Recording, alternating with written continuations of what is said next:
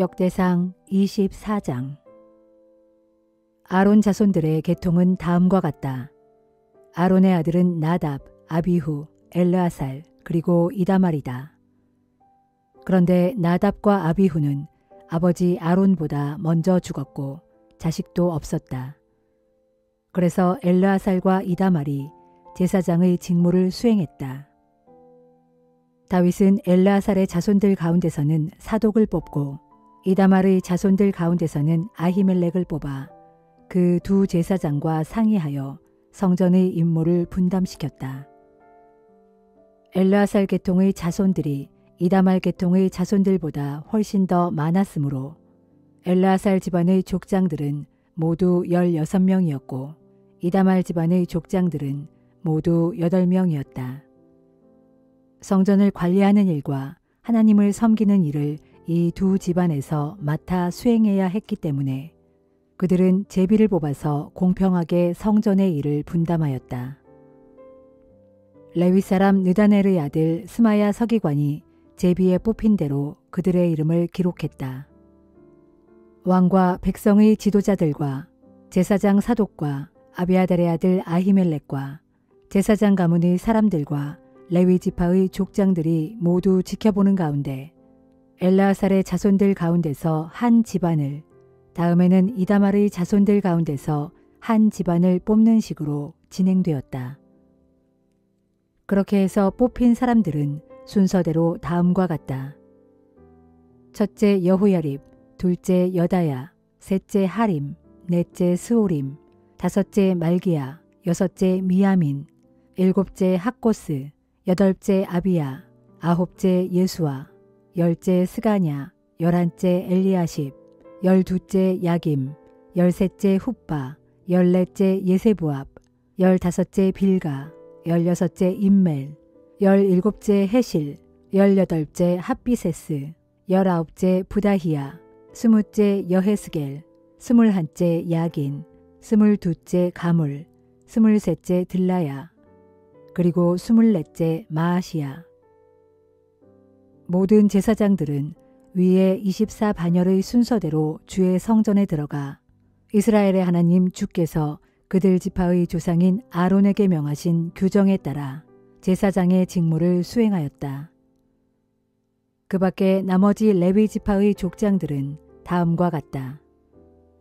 아므람의 자손 중에서는 수바엘이요, 수바엘의 자손 중에서는 예드야요, 르하비아의 자손 중에서는 그의 맏아들 이시야요, 이스할의 자손 중에서는 슬로못이요, 슬로못의 자손 중에서는 야하시요, 헤브론의 자손 중에서는 맏아들 여리야, 둘째 아마랴, 셋째 야하시엘, 넷째 여가무함이요, 오시엘의 자손 중에서는 미가요, 미가의 자손 중에서는 사밀이다. 또 미가의 아우 이시야요, 이시야의 자손 중에서는 스가랴이다. 무라리의 자손 중에서는 마흘리와 무시요, 야시아의 자손 중에서는 분노이다. 무라리의 자손 중에서는 야시아의 아들인 분노, 소함, 삭골, 그리고 이브리요, 마흘리의 가문에서는 엘르아살이다. 그런데 엘르아살에게는 자식이 없었다. 기스의 가문에서는 기스의 아들 여라무엘이다. 무시의 아들은 마흘리, 에델, 그리고 여리못이다. 이상의 사람들이 모두 레위 지파에서 각자 자신들의 가문을 이룬 족장들이다. 이들도 다윗 왕과 대제사장들인 사독과 아히멜렉과 제사장 집안과 레위 집안의 모든 족장들이 지켜보는 가운데 자신들의 친족인 아론의 자손들과 마찬가지로 똑같이 제비를 뽑았다. 가문의 가장 맞이가 되는 집안이나 가장 막내가 되는 집안이나 아무런 차별 없이 공평하게 똑같이 제비를 뽑았다.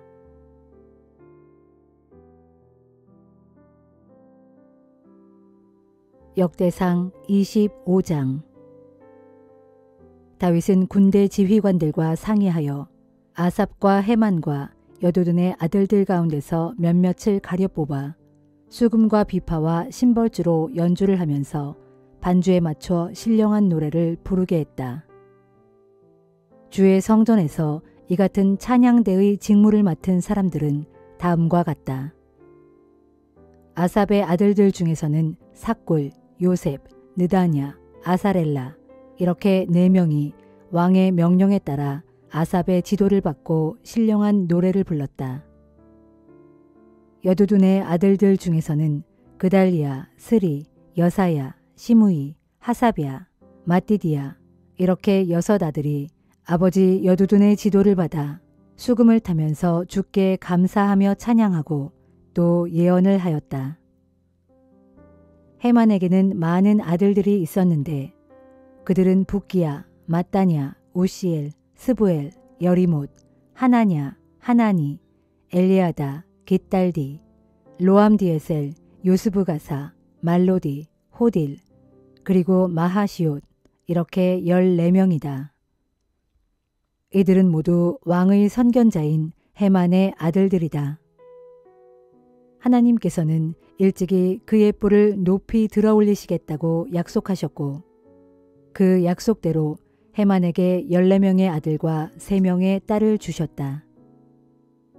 이들은 모두 자기들의 아버지인 아삽과 여두둔과 헤만의 지도를 받으면서 주의 성전에서 심벌지와 비파와 수금 같은 악기들을 연주하면서 주께 찬양을 드렸다. 물론 아삽과 여두둔과 헤만은 왕의 지시를 받았다. 이들 및 이들 친족들의 수요는 모두 288명이었는데 그들은 모두 성전에서 예배드릴 때 주를 찬양하는 일에 익숙한 사람들이었다.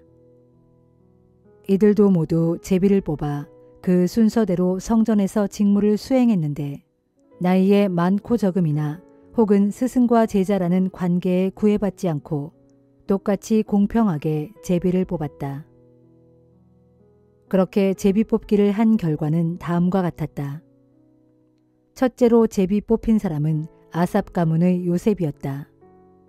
이어서 둘째는 그달리아와 그의 형제와 아들들 12명. 셋째는 삭굴과 그의 형제와 아들들 12명. 넷째는 이스리와 그의 형제와 아들들 12명. 다섯째는 느다냐와 그의 형제와 아들들 12명.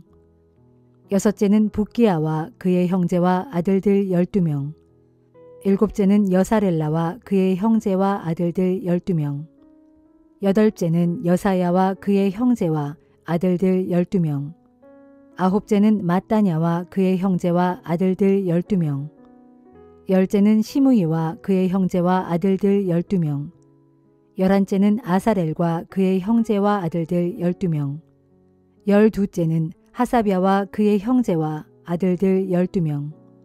13째는 수바엘과 그의 형제와 아들들 12명. 14째는 마띠디아와 그의 형제와 아들들 12명. 15째는 여레못과 그의 형제와 아들들 12명.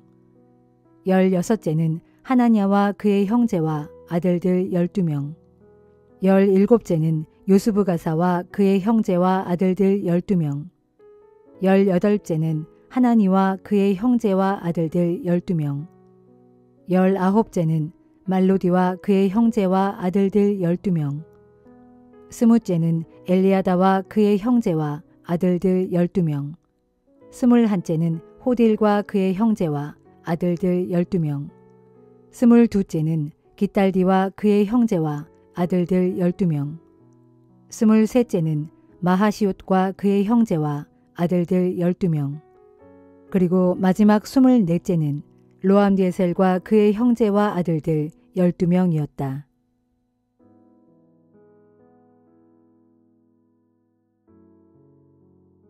베드로전서 5장. 이제나 베드로는 교회의 장로들에게 권면합니다.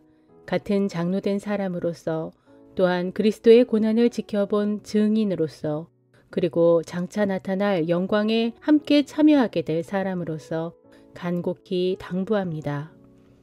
여러분에게 맡겨진 하나님의 양떼를 잘 돌보십시오. 마지못해 억지로 할 것이 아니라 하나님의 뜻을 조차 자발적으로 기꺼이 하고 무슨 세속적인 이익을 취할 요량으로 하지 말고 기쁜 마음으로 하십시오. 또 여러분은 맡겨진 양떼 위에 군림하거나 그들을 지배하려고 하지 말고 몸소 본을 보임으로써 양떼의 모범이 되십시오. 그리하면 장차 으뜸가는 큰 목자이신 예수 그리스도께서 다시 오실 때 여러분은 영원히 시들지 않는 영광의 면류관을 얻게 될 것입니다. 청년들이여, 이와 같이 여러분도 장로들에게 복종하십시오. 또한 겸손의 옷을 입고 서로를 먼저 섬기십시오. 성경에 기록되기를 하나님께서는 교만한 자를 물리치시고 겸손한 자에게 은혜를 베푸신다 라고 했습니다. 그러므로 여러분은 하나님의 권능의 손 아래서 자신을 낮춰 스스로 겸손하십시오. 때가 되면 하나님께서 친히 여러분을 높이실 것입니다. 여러분의 모든 근심과 염려를 하나님께 전부 맡기십시오. 하나님께서 여러분을 보살펴 주실 것입니다. 정신을 바짝 차리고 항상 깨어 있으십시오. 여러분의 원수 마귀가 으르렁거리는 사자처럼 먹잇감을 찾아 두루 돌아다니고 있습니다. 믿음의 반석 위에 굳게 서서 마귀와 맞서 당당하게 싸우십시오. 여러분도 알다시피 세상에 두루 퍼져 있는 여러분의 형제들도 여러분처럼 고난 가운데 있습니다. 여러분이 잠시 동안 고난을 겪고 나면 모든 은혜를 넘치도록 부어주시는 하나님, 곧 그리스도를 통해서 여러분을 자신의 영원한 영광 가운데로 불러주신 분께서 여러분을 친히 온전하게 하시고 굳세게 하시며 강하게 하시고 견고하게 세워주실 것입니다. 권세가 영원 무궁토록 하나님께 있기를 빕니다. 아멘. 나는 신실한 믿음의 형제인 실루아노의 손을 빌려서 짤막하나마 이 편지를 여러분에게 써보냅니다. 아무쪼록 이 편지를 읽고 많은 힘을 얻기를 바라고, 또한 내가 지금까지 여러분에게 권면한 모든 말들이 하나님의 참된 은혜임을 확신하게 되기를 바라면서 부디 여러분이 그 은혜 안에 굳게 서기를 바랍니다.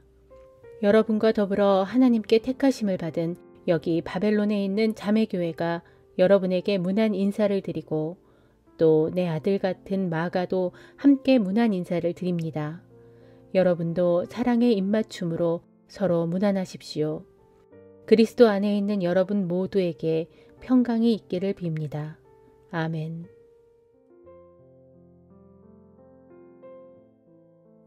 미가 3장. 그때 내가 또 외쳤다. 너희 야곱의 지도자들아, 이스라엘 집의 우두머리들아, 너희는 내 말을 똑똑히 들어라. 너희는 마땅히 정의를 실현해야 할 자들이 아니냐. 그런데도 너희는 선을 미워하고 악을 좋아한다. 내 백성의 가죽을 벗기고 그들의 뼈에서 살을 발라낸다. 내 백성의 살점을 뜯어먹고 그들의 가죽을 벗긴 채 그들의 뼈를 산산조각으로 바수고 다져서 마치 고기를 삶듯이 내 백성을 가마솥에 넣고 푹푹 삶는다. 그러므로 그날에 너희가 주께 살려달라고 부르짖을지라도 주께서 응답하지 않으실 것이다. 너희가 그토록 악을 행했기 때문에 주께서 너희에게서 얼굴을 돌리시고 너희를 철저히 외면하실 것이다. 내 백성을 그릇된 길로 미혹하는 거짓 예언자들아, 너희는 너희 입에 먹을 것을 물려주는 자들에게는 평강의 말을 외치지만 너희 입에 먹을 것을 채워주지 않는 자들에게는 전쟁의 칼로 위협하고 있다. 그러므로 이런 거짓 예언자들에 대하여 주께서 말씀하신다. 너희 심령에는 밤이 닥쳐서 더 이상 환상을 보지 못할 것이고 어둠이 닥쳐서 더 이상 점을 치지 못할 것이다. 이런 예언자들에게는 영영 해가 져서 밝은 대낮도 그들에게는 밤같이 캄캄할 것이다. 그렇다. 거짓 선견자들은 다 부끄러워할 것이고 점치는 자들은 모두 수치를 당할 것이다. 그들은 하나님의 응답을 전혀 들을 수 없을 것이므로 모두가 자기 입을 막은 채 창피해서 얼굴을 들지 못할 것이다.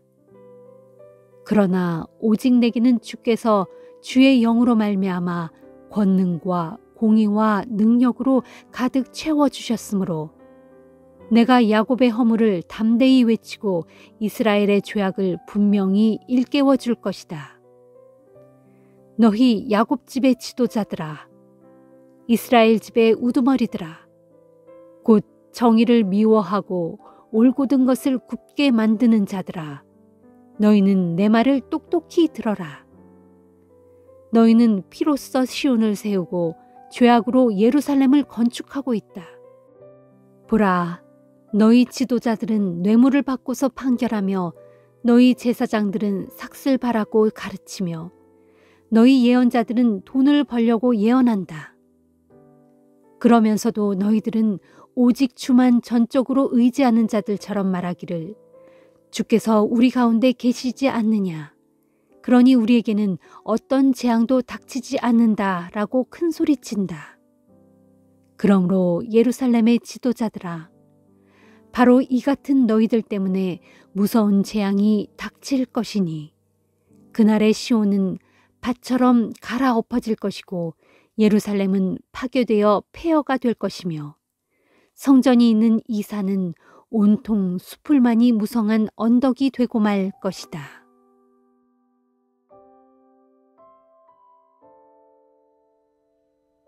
누가복음 12장. 그러는 사이에 수많은 사람들이 예수께로 몰려들어 서로 밟힐 지경이 되었다. 예수께서는 먼저 제자들에게 말씀하시기 시작했다. 너희는 바리새파 사람들의 누룩을 조심하여라.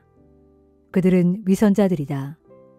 감추어 놓은 모든 것들은 다 드러나게 마련이고 숨겨놓은 모든 것들도 다 알려지게 마련이다. 그러므로 너희가 어두운 데서 말한 것이 밝은 데서 들려질 것이고 골방에서 귀에 대고 속삭인 말이 지붕 위에서 널리 선포될 것이다. 사랑하는 내 친구들아, 내가 너희에게 진정으로 말한다. 몸은 죽여도 더 이상은 어떻게 하지 못하는 자들을 두려워하지 말라. 너희가 참으로 두려워해야 할 분은 너희 몸을 죽일 뿐만 아니라 그 후에 너희를 지옥에 던질 수 있는 권세를 가진 분이시다. 참새 5마리의 값이 얼마냐? 고작 2 아사리온이 아니냐? 그러나 그처럼 하찮은 참새 1마리조차도 하나님께서는 절대 잊고 계시지 않는다.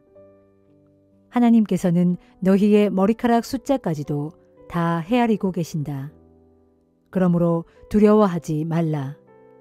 진실로 너희는 수많은 참새떼보다 훨씬 더 귀하지 아니하냐. 내가 너희에게 분명히 말한다. 누구든지 사람들 앞에서 나를 시인하면 인자도 하나님의 천사들 앞에서 그 사람을 시인할 것이다. 그러나 누구든지 사람들 앞에서 나를 모른다고 부인하면 인자도 하나님의 천사들 앞에서 그 사람을 모른다고 부인할 것이다. 누구든지 인자를 거슬러 말하는 사람은 용서를 받을 수 있어도 성령을 거슬러 말하는 사람은 절대로 용서받지 못할 것이다. 너희가 회당이나 위정자들이나 권력자들 앞에 끌려가게 되면 그때 무슨 말로 자신을 변호할까 염려하지 말라. 그때 성령께서 너희가 마땅히 해야 할 말을 일러주실 것이다. 무리 가운데 한 사람이 예수께 말했다.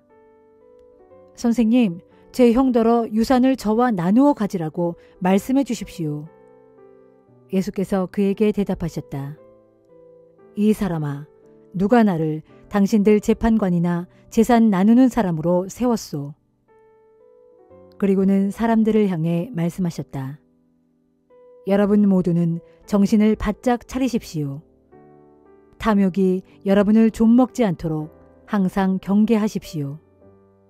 사람의 생명은 그가 가진 재산의 많고 적음에 결코 달려있지 않습니다.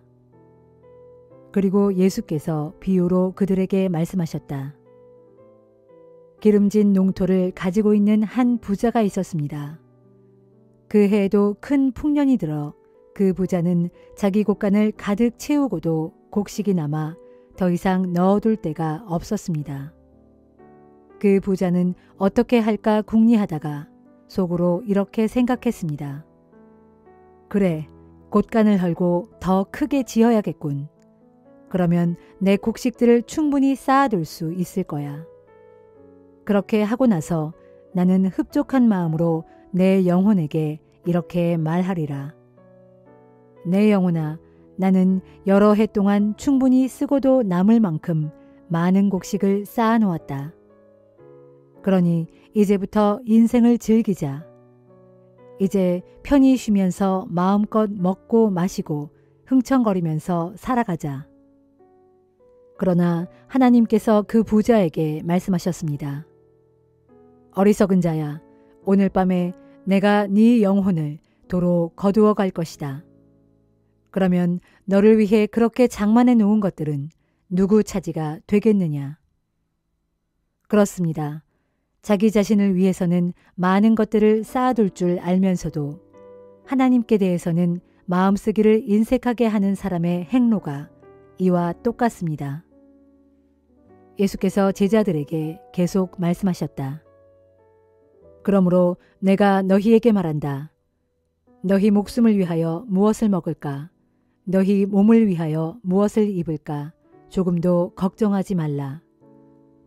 목숨이 음식보다 소중하고 몸이 옷보다 소중하다. 저 공중의 까마귀를 보아라. 뿌리지도 않고 거두지도 않고 곳간에 쌓아두지도 않지만 하나님께서 그것들을 다 먹여주신다. 하물며 너희야 새들보다 훨씬 더 귀하지 아니하냐. 너희 중에 누가 염려하고 걱정한다고 해서 단 하루인들 자기 수명을 늘릴 수 있느냐. 이처럼 너희가 지극히 사소한 일조차 해낼 수 없는데도 무엇 때문에 다른 일들을 그토록 염려하고 걱정하느냐. 저 들판의 백합화를 생각해보라. 실을 잣지도 않고 배도 짜지 않지만 모든 영화를 누린 솔로몬도 저 꽃만큼 아름답게 차려입지 못하였다. 믿음이 적은 자들아, 보아라. 오늘 피었다가 내일 아궁이에 던져질 들판의 풀들조차도 하나님께서 이렇게 잘 입히시는데 하물며 너희야 더욱 잘 입히시지 않겠느냐. 그러므로 너희는 무엇을 먹을까 무엇을 마실까 조금도 염려하지 말라. 그런 것들은 세상 사람들이 날마다 열심히 추구하는 것들이다. 사실 너희 하늘 아버지께서는 그런 것들이 너희에게 필요하다는 것을 충분히 알고 계신다. 그러므로 너희는 먼저 하나님의 나라를 추구하라. 그리하면 이 모든 것들이 너희에게 더하여 주어질 것이다. 어린 양들아, 두려워하지 말라. 너희 하늘 아버지께서는 그 나라를 너희에게 주시기를 진정 기뻐하신다. 너희가 가진 소유물을 다 팔아 가난한 자에게 나눠주어라. 그리하여 너희 자신을 위하여 영원히 낡아지지 않는 지갑을 만들어라. 그렇게 너희 재물을 하늘에 쌓아두면 거기에는 도둑이 들거나 좀이 쓸 일이 절대로 없다. 명심하여라. 너희의 재물이 있는 바로 그곳에 너희의 마음도 함께 있다. 너희는 허리띠를 동여매고 등불을 항상 켜놓고 삼가 준비하고 있어라. 마치 결혼잔치에서 돌아오는 주인을 기다리는 사람처럼 주인이 문을 두드리면 금세 열어줄 준비를 갖추고 있어라. 주인이 돌아왔을 때 그처럼 미리 준비하고 기다리고 있는 종들에게는 복이 있다. 내가 진정으로 너희에게 말한다. 주인이 몸소 시중드는 사람의 옷을 입고서 그 종들을 식탁에 앉힌 후 그들의 시중을 들어줄 것이다. 주인이 한밤중에 오든 새벽에 오든 미리 준비하고 있다가 주인을 맞이하는 종들에게는 복이 있다. 너희는 이것을 알아라. 도둑이 언제 집에 들지를 알고 있다면 집주인은 도둑을 막아 자기 집을 안전하게 지킬 수 있을 것이다. 그러므로 너희도 항상 준비하고 있어라. 인자는 너희가 전혀 예상하지도 못한 때에 갑자기 올 것이기 때문이다. 베드로가 예수께 물었다. 주님, 이 비유는 저희에게만 해당되는 것입니까? 아니면 모든 사람들에게 해당되는 말씀입니까? 주님께서 말씀하셨다. 누가 참으로 신실하고 슬기로운 청지기이겠느냐? 주인이 청지기를 두어 그에게 자기 종들을 맡긴 후 때맞춰 종들에게 양식을 제공하라고 그에게 시키면 그는 어떻게 해야 하겠느냐? 주인이 돌아왔을 때 그 청지기가 맡은 바 자기 일을 훌륭하게 수행하고 있다면 그 청지기에게는 복이 있다. 내가 분명히 말한다. 주인은 자기의 재산을 모두 그 청지기에게 맡길 것이다.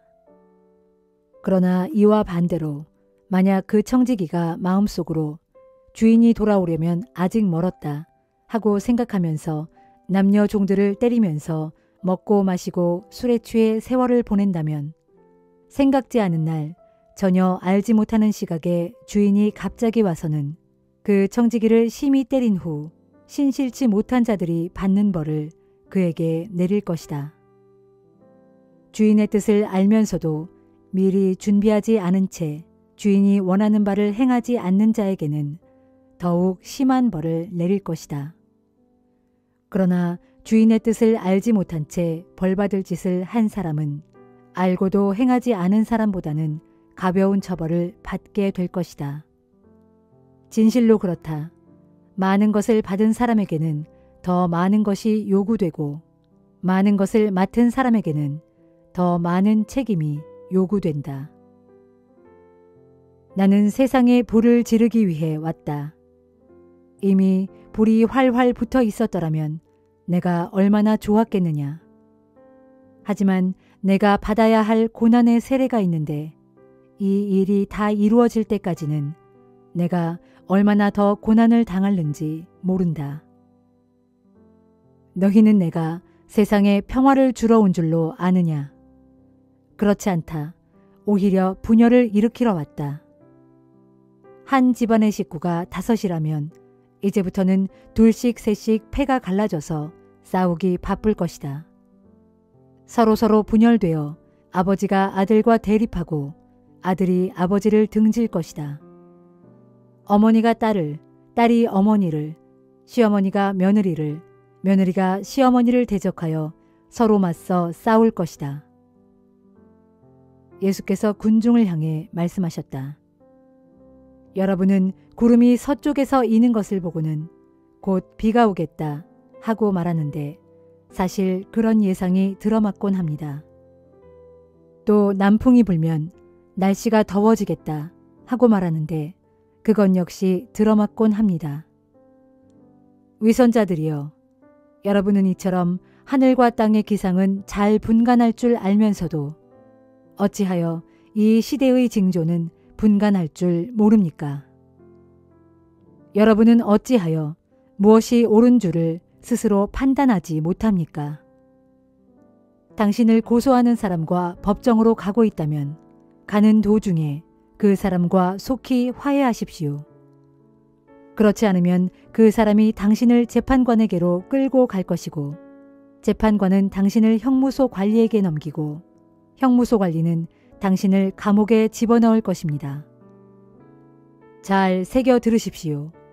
그렇게 되면 당신은 마지막 한 푼까지 다 갚기 전에는 절대로 감옥에서 풀려나지 못할 것입니다.